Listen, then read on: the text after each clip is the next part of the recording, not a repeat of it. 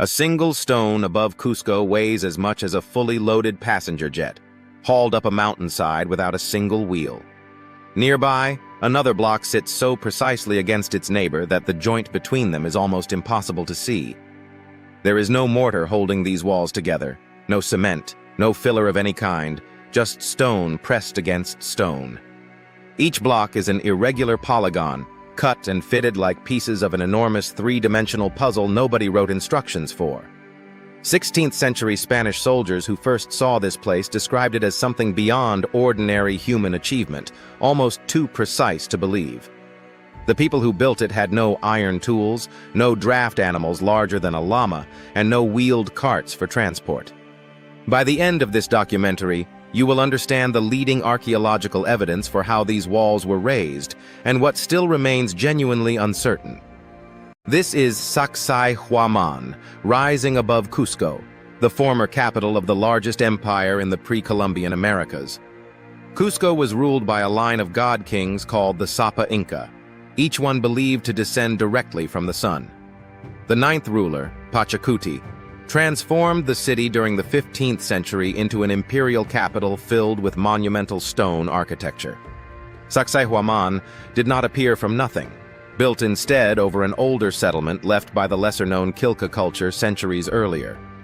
Cusco itself was designed to resemble a sacred puma, and Sacsayhuaman formed the animal's head, its zigzag walls suggesting bared teeth. The site likely served ceremonial, religious, and administrative purposes as well as military ones, though its exact primary role is still debated.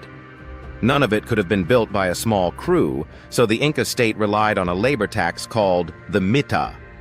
This was not slavery in the way the Spanish later practiced it, but rotating service owed by ordinary citizens to the empire.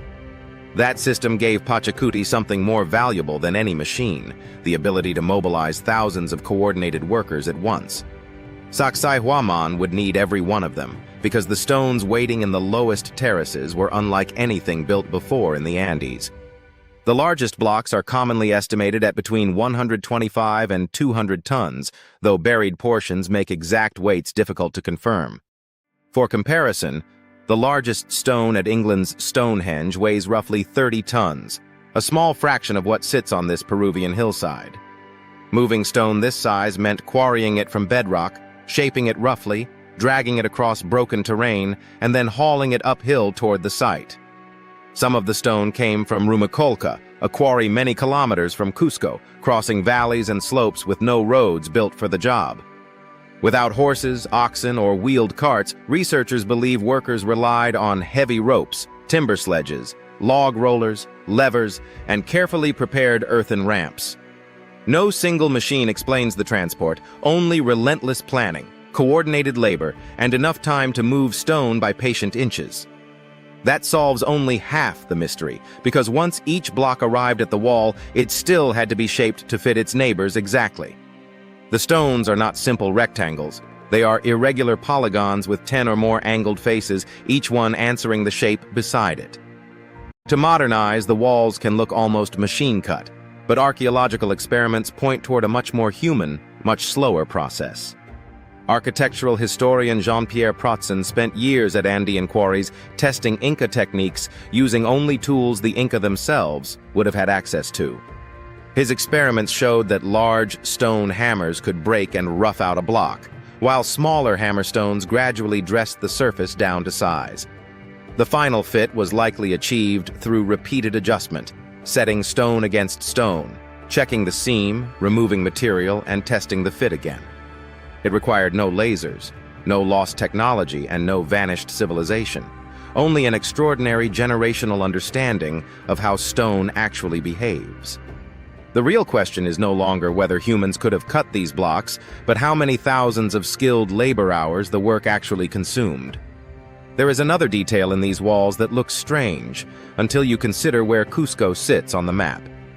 The city lies along an active seismic fault line, and devastating earthquakes have struck the region again and again across the centuries. Rigid masonry with straight mortar joints tends to crack under that kind of stress, opening fractures that spread through an entire wall. Inca polygonal masonry behaves differently. because its tightly fitted, mortarless joints allow individual stones to shift slightly and settle back into place. The walls also lean gently inward as they rise, a subtle batter that adds extra resistance against sideways seismic force. When later earthquakes toppled Spanish colonial buildings built with straight European stonework nearby, the Inca zigzag walls barely moved at all. What looks at first like chaotic, uneven geometry turns out to be a deliberate form of ancient earthquake engineering. That resilience was tested directly in 1536, when Inca leader Manco Inca Yupanqui led an uprising to retake Cusco from Spanish forces.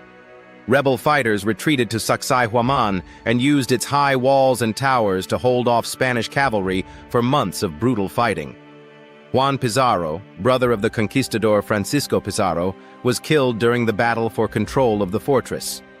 After the Spanish finally won, they began systematically dismantling the site's upper structures for use in new colonial buildings across Cusco.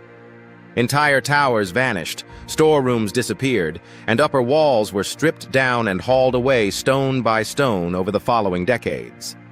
What survives today is not the complete Sacsayhuaman, only the indestructible core the conquerors could quarry but never fully remove. The heaviest stones were the hardest to shape in the first place, and that same weight made them impossible for the Spanish to carry off. In a strange way, the demolition preserved exactly the part of the site that still puzzles engineers 6 centuries later. Historical accounts describe massive towers and storerooms rising above the surviving walls, but today only foundation outlines remain in the grass. Reconstructing a monument when most of it has been hauled away for colonial buildings is its own kind of scientific challenge. In June 2026, researchers published a new study examining Cruz Moco, a dismantled sector of Sacsayhuaman scattered with displaced stone blocks. The team analyzed 138 loose stones, mapping the geometry of each visible face by hand and with computer software. Manual reconstruction produced groupings based on visual alignment between matching stone faces, piecing together fragments of walls long since scattered. Computational matching, run on the same stones, produced inconclusive results, unable to solve the geometry with software alone. That failure is itself revealing, showing just how intricate Inca joinery really was, resisting even modern algorithms designed to reassemble it. For centuries, popular explanations for Sacsayhuaman have reached for lost civilizations, secret machines, or chemical agents that could soften solid rock. None of those claims have verified archaeological support, and mainstream researchers reject them as inconsistent with the physical evidence at the site. The evidence instead points consistently towards skilled Andean masons, simple hammerstones, patient trial and error, and an empire built to organize labor. The true achievement at Sacsayhuaman was not a hidden technology, but the ability to turn thousands of human hands into a single coordinated engine. That engine moved blocks weighing more than 100 tons, shaped them without a scrap of iron, and fitted them without a drop of mortar. Today, only a fraction of the original complex survives, an estimated 1/5 of what once stood on this hillside above Cusco. The walls have outlasted the empire that built them, the conquest that took them apart, and 6 centuries of earthquakes that followed.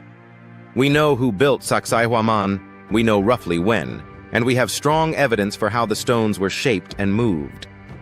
What we do not have is the voice of the mason who first pressed 2 boulders together and adjusted the seam by hand. Every new study, from Protzen's hammerstone experiments to the 2026 Cruz Moco analysis, closes part of the gap without closing all of it. The stones themselves offer no explanation. They simply remain, unmoved and unbroken, resting exactly where patient hands once set them. So which explanation convinces you more? Generations of patient human engineering, or something still missing from the record? Tell us your theory in the comments below and subscribe to Arcanum Studio for more investigations into the mystery's history left unfinished.